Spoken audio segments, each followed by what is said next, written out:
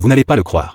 Beaucoup de bouteilles de cola trouvées par les chasseurs de trésors peut atteindre un prix astronomique. Arrivée à l'entrepôt numéro 1, Britney a été séduite par le distributeur automatique de Coca-Cola qui s'y trouvait. Darrell lui aussi s'y intéresse, estimant que cet entrepôt pourrait être rentable. Lors des enchères, Darrell et Britney font monter les prix frénétiquement. La barre des 3 000 $ est vite franchie, ce qui fait pâlir Britney de colère. Finalement, Darrell remporte l'achat pour 3 350 $. En passant à l'entrepôt numéro 2, l'attention de David a été attirée par de nombreux vélos, ce qui lui a donné envie de les acheter. Darrell, jugeant cet entrepôt moins bon que le précédent, il a donc prévu de l'utiliser pour épuiser les réserves de trésorerie de ses rivaux. Pendant les enchères, Barry a disparu après avoir proposé une offre basse de 5 cents $. Il ne reste plus que Darrell et Britney pour surenchérir. Lorsque le prix a atteint 1 600 $, David s'est finalement joint à la bataille. Darrell comprend parfaitement sa stratégie. Après quelques tours d'enchères, Dave finit par obtenir l'entrepôt pour 2 300 $. En arrivant à l'entrepôt 3, dès l'ouverture, Barry repère un coffre-fort dans un coin. Britney le remarque aussi et décide de tout risquer pour l'obtenir. Pendant les enchères, la présence du coffre-fort excite tous les chasseurs de trésors. Britney parvient à dominer les offres jusqu'à 1 800 $.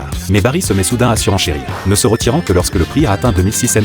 Finalement, Britney a obtenu les droits d'achat. David commence sa chasse au trésor après la vente aux enchères. Mais après avoir fouillé minutieusement, il ne trouve que 2 machines à sous vintage. Il estime que le contenu de l'entrepôt vaut au plus 1 500 $. Si les machines ne valent rien, il pourrait bien subir une perte. Pendant ce temps, Darrell était également à la recherche de trésors. Vélo, table en verre, 2 perceuses à percussion et d'autres équipements. La valeur totale avoisine les 1 450 $. Puis sous une bâche noire, il découvrit une armoire remplie de bouteilles de Coca-Cola. Darrell réalise que ces bouteilles datent de plusieurs décennies et pourraient avoir une valeur considérable. Dave de son côté fait expertiser ses machines à sous. Après une inspection minutieuse, le premier flippé ne s'allumait pas.